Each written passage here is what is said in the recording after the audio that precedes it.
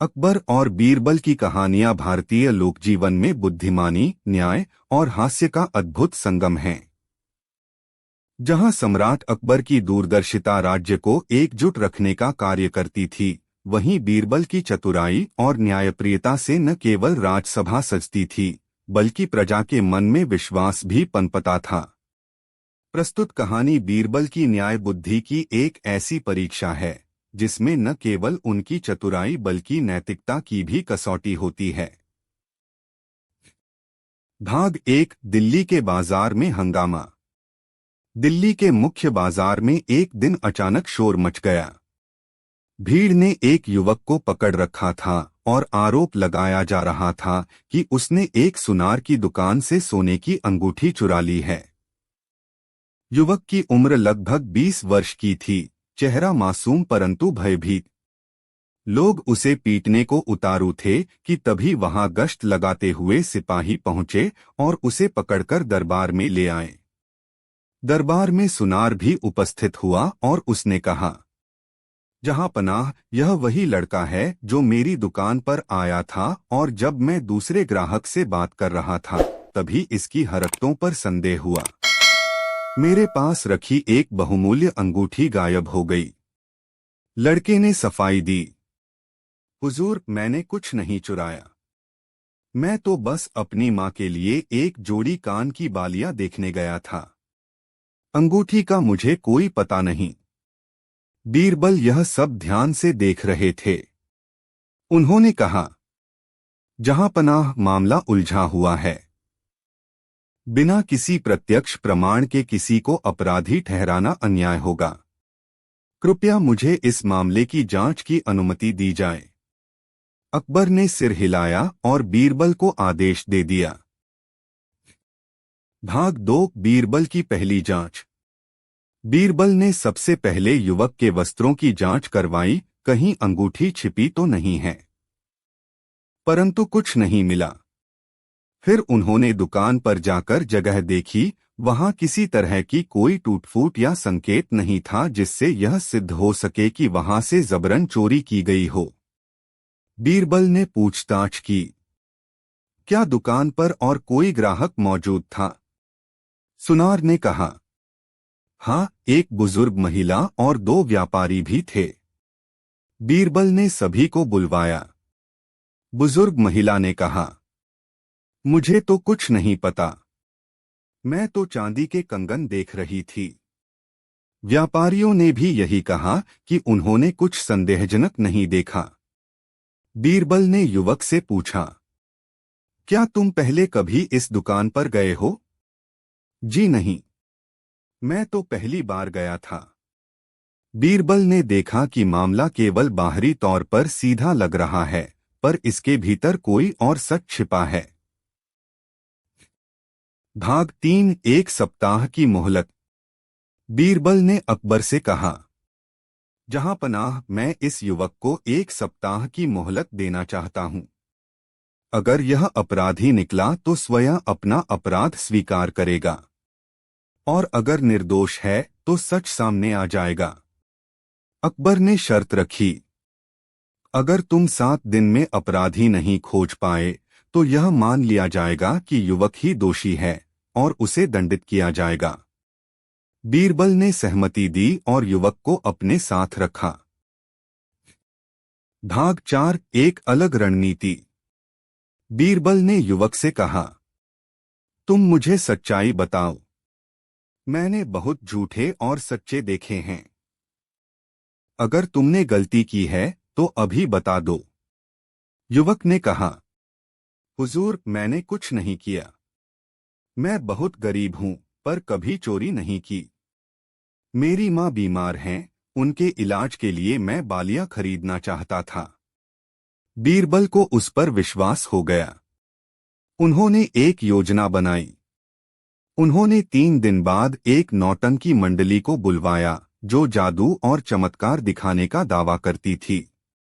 बीरबल ने दरबार में सबके सामने घोषणा की, यह मंडली एक ऐसा जादुई पत्थर लाई है जो चोर को पहचान सकता है। जो भी इस पत्थर को छुएगा अगर वह अपराधी होगा तो उसके हाथों पर नीले निशान पड़ जाएंगे। सभी आश्चर्य में पड़ गए।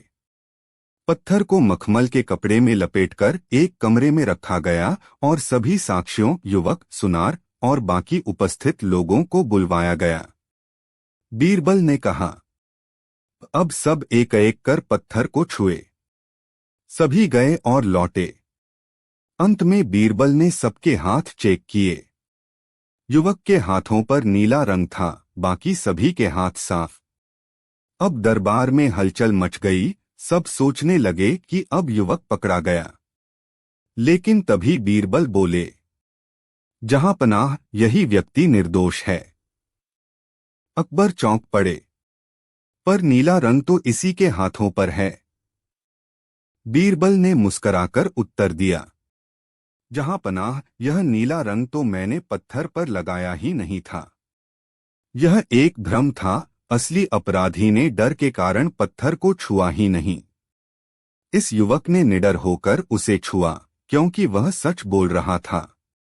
अब बीरबल ने सभी के हाथ दोबारा चेक किए और पाया कि सुनार के हाथों पर केवल कुछ धूल के निशान थे, जबकि वह पत्थर को छूने का दावा कर रहा था।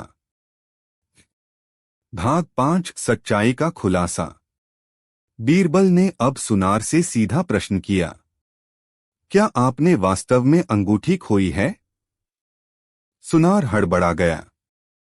फिर कुछ सोचकर बोला, मुझे माफ कर दीजिए हुजूर। मैंने यह सारा नाटक इसीलिए किया क्योंकि मेरा सोना पिछले हफ्ते घाटे में चला गया था।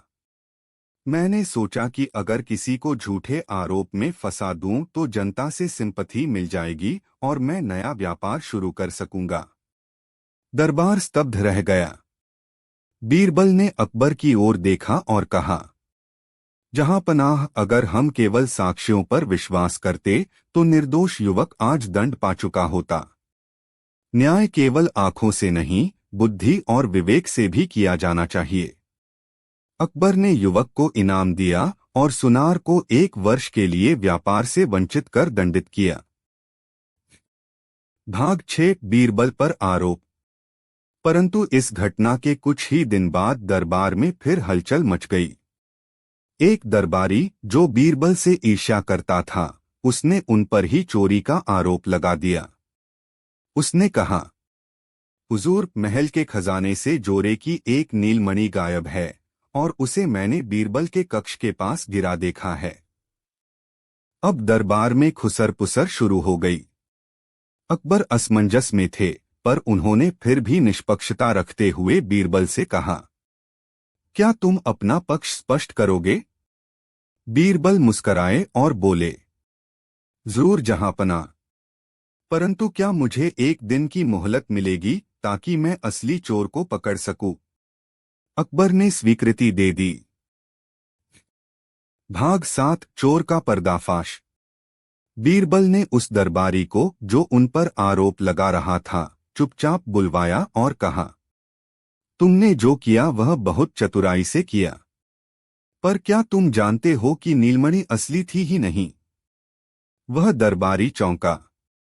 बीरबल ने मुस्कराकर कहा, वह नकली थी। मैंने स्वयं उसे खजाने में रखा था, यह देखने के लिए कि कौन मेरी प्रतिष्ठा को गिराने का प्रयास करता है। तुम पहले ही जाल में फंस चुके हो। अगले दिन दरबार में बीरबल ने पूरी सच्चाई बताई और नकली नीलमणि प्रस्तुत की। अकबर ने पूरी बात सुनकर दोषी दरबारी को राज्य सेवा से निकाल दिया। उपसंहार। बीरबल ने न केवल एक निर्दोष युवक को बचाया, बल्कि यह भी सिद्ध किया कि न्याय का आधार केवल प्रमाण नहीं, मनुष्य का विवेक, अनुभव और तर्क भी है। साथ ही उन्होंने यह भी दिखाया कि सच्चा न्याय वो होता है जो निष्पक्ष हो, चाहे आरोपी कोई भी हो। बादशाह अकबर ने सभा में कहा, राज्य को तलवार नहीं, बुद्धि चलाती है, और जब तक बीरबल जैसा सलाहकार मेरे पास है, तब तक यह राज्य अंधकार में नहीं जाएगा। अकबर और बीरबल की कहानियां केवल चुटीली बातें या हास्य तक सीमित नहीं हैं, वे भारतीय न्याय, बुद्धि, नैतिकता और विवेक के उदाहरण भी हैं। बीरबल ने जहां अपने चातुर्य से बड़े बड़े मामलों को सुलझाया, वहीं उन्होंने धर्म, नीति और न्याय की असली परिभाषा लोगों को सिखाई। यह कहानी एक ऐसे मामले की है जिसमें बीरबल को एक परिवार के उत्तराधिकार विवाद को सुलझाना था। मामला सरल प्रतीत होता था, पर जब परतें खुलीं तो सच्चाई सामने लाना किसी युद्ध से कम नहीं था। भाग एक साधारण याचिका। एक दिन जब अकबर की राजसभा पूरी भव्यता के साथ सजी थी और बीरबल भी अपनी आसंदी पर विराजमान थे, तब एक वृद्ध व्यक्ति कांपते हाथों से एक याचिका लेकर दरबार में आया। उसने कहा, जहांपनाह, मैं दयाराम एक साधारण जमींदार हूँ। मेरे पास बहुत जमीन जायदाद थी, पर अब मैं बूढ़ा हो गया हूँ और मेरा इकलौता बेटा बचपन में ही लापता हो गया था। अब जब मेरी मृत्यु निकट है तो मुझे चिंता है कि मेरी संपत्ति का वारिस कौन होगा। अकबर ने सहानुभूति जताते हुए पूछा, क्या तुम्हारा बेटा कभी वापस नहीं आया? दयाराम बोला, नहीं हुजूर, परंतु 2 महीने पहले एक युवक आया और दावा किया कि वह मेरा खोया हुआ पुत्र है। पर उसी के कुछ दिन बाद एक और युवक भी आया जिसने खुद को मेरा बेटा बताया। दोनों के पास अलग अलग कथाएं हैं, पर दोनों कहते हैं कि वे ही असली हैं। अकबर ने गंभीर स्वर में कहा, यह मामला अत्यंत संवेदनशील है। इसे कोई सामान्य न्याय नहीं सुलझा सकता। बीरबल, अब यह कार्य तुम्हारे हाथों सौंपता हूं। बीरबल ने नम्रता से सिर झुकाया और कहा, यह कार्य मैं पूरी निष्ठा से करूंगा जहांपना। भाग 2 दोनों दावेदारों की उपस्थिति। अगले दिन बीरबल ने उन दोनों युवकों को दरबार में बुलवाया। पहला युवक राजू नामक था, दुबला-पतला, मेहनतकश दिखता था। दूसरा युवक विनोद था, परिधान अच्छे, स्वभाव में आत्मविश्वास ज्यादा, पर चालाकी झलक रही थी। बीरबल ने दोनों से क्रमशः पूछा, तुम अपने बचपन की कोई याद बताओ जब तुम अपने पिता के साथ थे। राजू ने कहा, मुझे याद है, पिताजी मुझे पास के मंदिर में ले जाते थे और मेरी माँ मुझे वहां प्रसाद दिलाया करती थीं। एक बार मेला लगा था जहां मैंने गुब्बारा मांगा था और पिताजी ने नहीं दिलाया था, तो मैं रो पड़ा था। विनोद बोला, मुझे बचपन की बातें कम याद हैं, पर मुझे याद है कि मेरे पिताजी ने मुझे एक चांदी की तश्तरी में मिठाई खिलाई थी। हमारे घर में बहुत नौकर चाकर थे और मैं बहुत लाडला था। दयाराम चौंका। उसने कहा, मेरे घर में कभी चांदी की तश्तरी नहीं रही और न ही इतने नौकर चाकर। हम सामान्य लोग थे, पर प्यार बहुत था। बीरबल की नजरें चमक उठीं, पर उन्होंने अभी कोई निर्णय नहीं लिया। भाग 3 गांव जाकर जांच पड़ताल। बीरबल ने दोनों युवकों को अलग अलग स्थानों पर रुकवाया और स्वयं दयाराम के गांव गए। वहां उन्होंने मंदिर के पुजारी, पुराने चरवाहों और कुछ बुजुर्गों से बात की। सभी ने राजू की शक्ल को देखकर कहा कि यह दयाराम के बेटे के जैसा लगता है। खासकर एक वृद्ध महिला ने बताया, हाँ बेटा, राजू के कान के पास एक छोटा सा काला तिल है जो उसी बच्चे के गाल पर भी था। बीरबल ने नोट किया कि यह निशान विनोद में नहीं था। फिर भी बीरबल पूरी तरह संतुष्ट नहीं हुए। उन्होंने सोचा, शक्ल सूरत और निशान पर ही यदि निर्णय लिया जाए तो चालाक लोग उसे भी बना सकते हैं। उन्होंने सोचा कि अब कुछ ऐसा करना होगा जिससे अंदर की नीयत सामने आ जाए। भाग 4 असली परीक्षा की तैयारी। दरबार में तीसरे दिन बीरबल ने सबके सामने एक घोषणा की। दोनों युवक राजू और विनोद को एक अंतिम परीक्षा देनी होगी। हम दयाराम की संपत्ति को 2 भागों में बांटने जा रहे हैं, एक हिस्सा जमीन का और दूसरा उनकी पारिवारिक धरोहरों का, जिसमें उनकी पत्नी की चूड़ियां, पालतू गाय और उनकी मां की स्मृति में रखा हुआ एक पीतल का दीपक है। फिर उन्होंने कहा, हम दोनों लोगों से पूछेंगे कि वे कौन सा हिस्सा चुनते हैं, जमीन और धन या पारिवारिक वस्तुएं।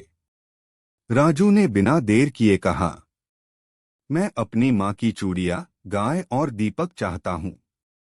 ये मेरे बचपन की यादें हैं। जमीन हो न हो, पर उनका दीपक मेरे पास रहे बस। विनोद ने कहा, मैं जमीन और धन चाहता हूं। धरोहरों से पेट नहीं भरता, जमीन से खेती होगी, धन से जीवन चलेगा। बीरबल मुस्कराए, पर उन्होंने अभी भी कोई निर्णय नहीं दिया। भाग 5 गाय की पहचान। दयाराम की प्रिय गाय गौरी अब बूढ़ी हो चुकी थी, पर वह बहुत शांत और आज्ञाकारी थी। बीरबल ने सोचा, एक जानवर की स्मृति कभी धोखा नहीं खाती। उन्होंने दोनों युवकों को कहा, गौरी तुम्हारी मां की प्रिय गाय थी। अगर तुम असली पुत्र हो तो वह तुम्हें पहचान लेगी। तुम दोनों बारी बारी से गौरी को पुकारो। पहले विनोद गया। उसने बड़े प्रेम से पुकारा, गौरी गौरी आओ मेरी बच्ची। गौरी ने कोई प्रतिक्रिया नहीं दी। फिर राजू गया। वह एक खास धुन में बोला, गौरी ओ गौरी, माँ ने जो गीत गाया करती थीं, उसे याद है। और वह एक धीमा गीत गुनगुनाने लगा जो उसकी माँ उसे सुनाती थीं। गौरी धीरे धीरे चलकर राजू के पास आई और उसके सिर से अपना सिर रगड़ने लगी। सभा में सन्नाटा छा गया। अब किसी को संदेह नहीं रहा। भाग 6 बीरबल का निर्णय। बीरबल उठे और बोले, जहांपनाह, निर्णय अब स्पष्ट है। राजू ही असली पुत्र है। न केवल स्मृति और निशान, बल्कि भावनाओं और पारिवारिक जुड़ाव ने भी यही सिद्ध किया। जिसने केवल धन मांगा, वह इस संबंध की गहराई नहीं समझता। दयाराम की आंखों से आंसू बह निकले। वह दौड़कर राजू को गले लगा लिया। राजू भी रो पड़ा। अकबर ने घोषणा की कि राजू को दयाराम की पूरी संपत्ति दी जाए और विनोद को दंड दिया जाए क्योंकि उसने झूठा दावा किया। बीरबल ने परामर्श दिया, विनोद को कठोर दंड न दिया जाए क्योंकि उसने चोरी नहीं की बल्कि एक मौका तलाशा, परंतु उसे सार्वजनिक रूप से क्षमा मांगनी होगी। विनोद ने पश्चाताप करते हुए क्षमा मांगी। भाग 7 दरबारी ईर्ष्या और बीरबल की अगली परीक्षा। बीरबल की प्रशंसा चारों ओर फैल गई, परंतु कुछ दरबारी ऐसे थे जो बीरबल की ख्याति से ईर्ष्या रखते थे। उनमें प्रमुख था राजा का दरबार अधिकारी बदरुद्दीन। एक दिन बदरुद्दीन ने अकबर से कहा, जहांपनाह, बीरबल केवल चालाक हैं, बुद्धिमान नहीं। यदि किसी जटिल तर्क या दर्शन की बात हो तो वह भ्रमित हो सकते हैं। अकबर ने विचार करते हुए कहा, ठीक है, तो हम बीरबल से एक दार्शनिक प्रश्न पूछेंगे। अगर उन्होंने उत्तर दिया तो वे श्रेष्ठ मंत्री कहलाएंगे, अन्यथा उन्हें 1 माह की छुट्टी दी जाएगी। अकबर ने अगली सुबह दरबार में सभी के सामने बीरबल से पूछा, बीरबल, यह बताओ, क्या सत्य बड़ा होता है या मौन? भाग 8 बीरबल का उत्तर। बीरबल मुस्कराए और बोले, जहांपनाह, यह प्रश्न जितना दार्शनिक है उतना ही व्यावहारिक भी। सत्य वही है जो उजागर करता है और मौन वही है जो छिपा लेता है। परंतु जब अन्याय हो रहा हो तब मौन अपराध बन जाता है। तब सत्य बोलना धर्म है। परंतु जब स्थिति शांति की मांग करे तब मौन ही सत्य का रक्षक बनता है। इसलिए समय के अनुसार दोनों महान हैं, पर सत्य तब तक उपयोगी नहीं जब तक वह सही समय पर बोला न जाए। अकबर बीरबल की कहानी, बीरबल की खामोशी की ताकत, लगभग 2100 शब्द। प्रस्तावना। अकबर और बीरबल की कहानियां भारतीय लोक संस्कृति की अमूल्य धरोहर हैं। इन कहानियों में चतुराई, न्याय, मानवता और हास्य का अद्भुत संगम देखने को मिलता है। यह कहानी एक ऐसे प्रसंग की है जब बीरबल ने चुप रहकर बादशाह अकबर को एक ऐसी शिक्षा दी जो शायद शब्दों से संभव नहीं थी।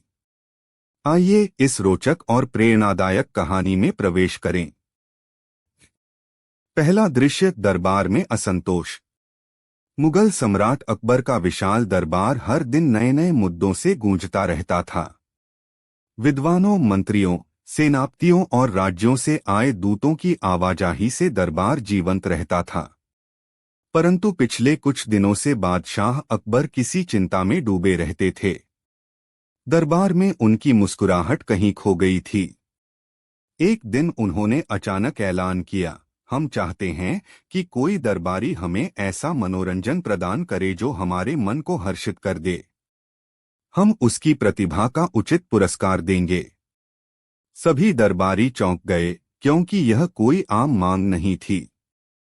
कुछ कवि अपनी कविताएं लेकर आए, कुछ गायक संगीत प्रस्तुत करने लगे, परंतु सम्राट के चेहरे पर संतोष का भाव नहीं आया। बीरबल, जो कई दिनों से चुपचाप दरबार की गतिविधियों को देख रहे थे, अब तक कुछ नहीं बोले थे। दूसरा दृश्य, बीरबल की चुप्पी। अकबर को बीरबल की चुप्पी खटकने लगी। उन्होंने बीरबल से पूछा, बीरबल, तुम तो हमारे सबसे चतुर सलाहकार हो। जब सभी लोग कुछ न कुछ प्रयास कर रहे हैं तो तुम खामोश क्यों हो? बीरबल ने मुस्कुराते हुए सिर झुका लिया और कहा, जहां शब्दों का कोई प्रभाव न हो वहां मौन ही सबसे बड़ा उत्तर होता है। अकबर को यह उत्तर अधूरा लगा, लेकिन उन्होंने उसे गंभीरता से नहीं लिया। तीसरा दृश्य, बेअदबी का आरोप। कुछ दरबारी जो बीरबल से ईर्ष्या करते थे, उनकी चुप्पी को एक साजिश के रूप में देखने लगे। उनमें से एक मंत्री अब्दुल खान ने अकबर से कहा, जहांपना। बीरबल की खामोशी दरअसल उनका अहंकार दर्शाती है। वह सोचते हैं कि उनके सिवाय कोई दरबारी योग्य नहीं। यह बेअदबी है।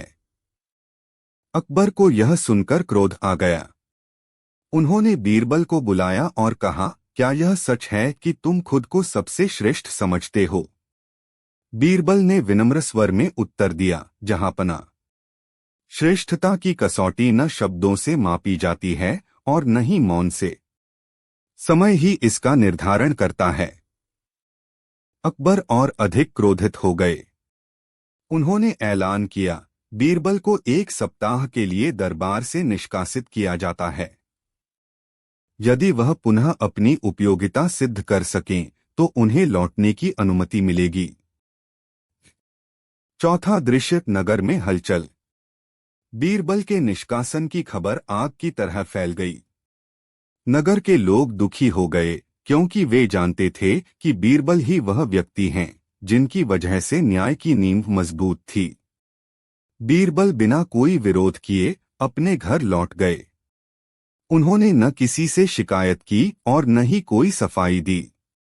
उधर दरबार में अब्दुल खान जैसे दरबारी अपनी चाल में सफल होने का जश्न मना रहे थे, परंतु अकबर के मन में एक अजीब सी बेचैनी रहने लगी थी। दरबार अब पहले जैसा नहीं रहा। समस्याएं तो पहले भी आती थीं, लेकिन बीरबल की उपस्थिति में वे हल भी हो जाती थीं। अब वे समस्याएं उलझती जा रही थीं। पांचवा दृश्य, एक रहस्यमयी घटना। 1 सप्ताह बीत चुका था। अकबर का मन अशांत था। उसी समय राजधानी में एक अजीब घटना घटी। राजमहल के सामने वाली सड़क पर हर सुबह कोई चुपचाप एक मिट्टी का दीपक रखकर चला जाता। न कोई संदेश, न कोई पहचान। दीपक में कोई बाती या तेल नहीं होता था, बस एक सूखा, बुझा हुआ दीपक। यह सिलसिला लगातार 5 दिनों तक चलता रहा। हर बार दीपक को देखकर अकबर का हृदय बेचैन हो उठता। छठे दिन अकबर ने आदेश दिया, जो भी यह दीपक रखता है उसे पकड़कर हमारे सामने लाया जाए। परंतु पहरेदारों को कुछ भी पता न चला। अगले दिन यानी 7वें दिन वह दीपक नहीं आया। अकबर को अब उसकी अनुपस्थिति ही चुभने लगी। उन्हें एहसास हुआ कि वह दीपक कुछ कह रहा था, बिना कुछ बोले। छठा दृश्य, बीरबल की वापसी। अकबर ने खुद जाकर उस स्थान पर दीपक को देखने का निश्चय किया। जैसे ही वे वहां पहुंचे, उन्हें एक परिचित आवाज सुनाई दी, जहां पना। कुछ चीजें तब मूल्यवान बनती हैं जब वे अनुपस्थित होती हैं। अकबर ने पलटकर देखा, वहां बीरबल खड़े मुस्कुरा रहे थे। अकबर की आंखें भर आईं। उन्होंने बीरबल को गले लगाते हुए कहा, बीरबल, तुमने इस बुझते दीपक से जो शिक्षा दी, वह किसी भी भाषण से अधिक प्रभावी थी। तुम्हारी चुप्पी की शक्ति अब समझ में आई। सातवां दृश्य, दरबार में पुनः सम्मान। अगले दिन दरबार में बीरबल का पुनः भव्य स्वागत हुआ। उन्होंने कोई विजय घोष नहीं किया, कोई भाषण नहीं दिया। बस पहले की तरह शांत भाव से अपने स्थान पर बैठ गए। अकबर ने दरबारियों से कहा, जो मौन की भाषा समझता है, वही सच्चा ज्ञानी होता है।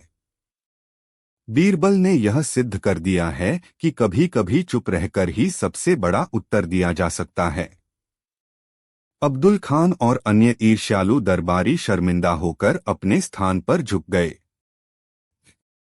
अंतिम दृश्य, शिक्षा और संदेश। यह घटना अकबर को जीवन भर याद रही। उन्होंने दरबार के दीवाने खास में उस स्थान पर एक दीपक बनवाया जहां वह मिट्टी का दीपक रखा जाता था। वह दीपक न कभी जलाया गया, न बुझाया गया। वह बस मौन खड़ा रहा, बीरबल की चुप्पी की ताकत का प्रतीक बनकर। निष्कर्ष, बीरबल ने इस कहानी में यह सिखाया कि हर समस्या का समाधान शब्दों से नहीं होता। कभी कभी मौन भी वह संदेश दे सकता है जो हजारों शब्द नहीं दे पाते। बुद्धिमान वह नहीं जो हर बात पर बोले, बल्कि वह है जो यह समझे कि कब बोलना है और कब चुप रहना है। शब्द संख्या लगभग 2100। अगर आप चाहें तो मैं इस कहानी का दूसरा भाग या इसी पर आधारित अन्य कहानी भी बना सकता हूं।